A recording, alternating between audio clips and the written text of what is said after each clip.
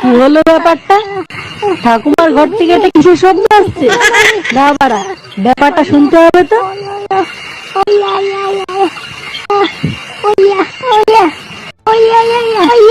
এই গান মেরেছে, এইসব কি হচ্ছে বাড়া?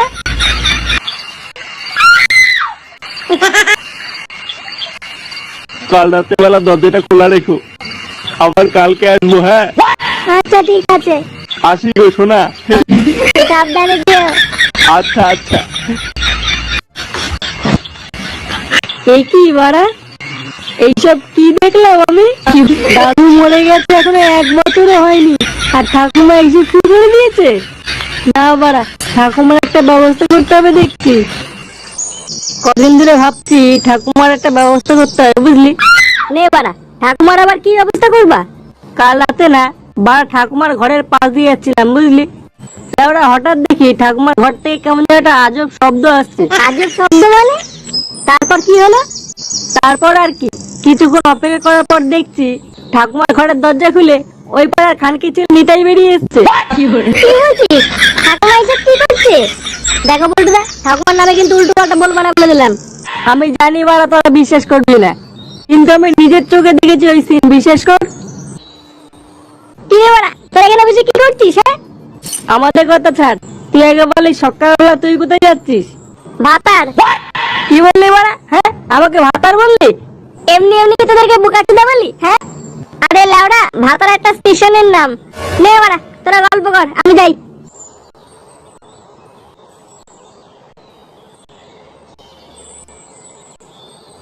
আজা আজা আজা।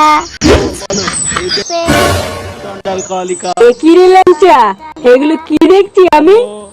বাড়া এখনো দাদু মরেছে 1 বছর হয়নি, চন্ডাল আর তো ঠাকুমা তো পরপুরুষকে বিয়ে করে নিল রে। বুঝবান, ঠাকুমার নাম উল্টো পাল্টা বলবি না কিন্তু বলে দিলাম। আগে জানতে হবে ঠাকুমার নিজের ইচ্ছায় বিয়ে করছে কিনা। যদি দেখি নিতাই ঠাকুমাকে জোর করে বিয়ে করছে, ও সেটা আমি ভাঙবো। চল তো বাড়া, গিয়ে দেখি ব্যাপারটা। দেখি ঠাকুমা, তুমি বিয়ে করছো? ড্যামনা গুলো বলে কি রে? আমার বল কি রে মানে? এরা গুলো মানে এখান থেকে।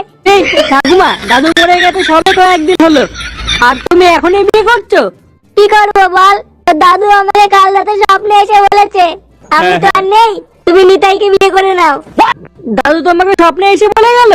এই কি বাবারা, তোমরা এত ডিস্টার্ব করছো কেন? আগে ছিল বিয়ে তোর গায়ে ঢুকে দেবো গুদমানি।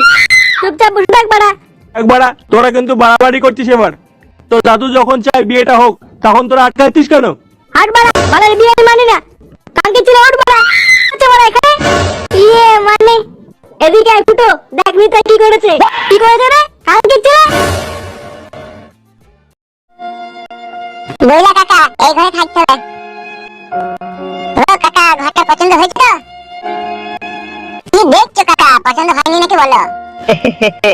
আরে বাবা, এটা আমার কাছে ঘর নয়, এটা আমার কাছে হচ্ছে স্বর্গ।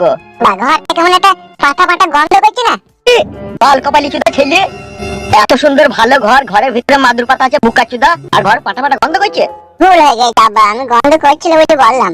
জায়গা পেলাম সেই বাপের ভাগ্যে ভালো, ওইসব কথা বলিস না। কাকা, তোমার ছেলে ফালতু একটু বোঝাও, আমি চাইতে তোমার লেগে খাবার নিয়ে আসি। ঠিক আছে ঠিক আছে বাপ, যা যা যা।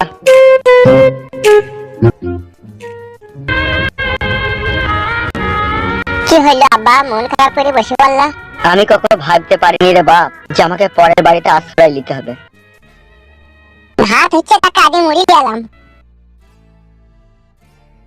আব্বা গো, মুড়িটা খাও তুমি। হ্যাঁ, আমি পানিটা দিয়ে আনি। ঠিক আছে ঠিক আছে, যা যা যা।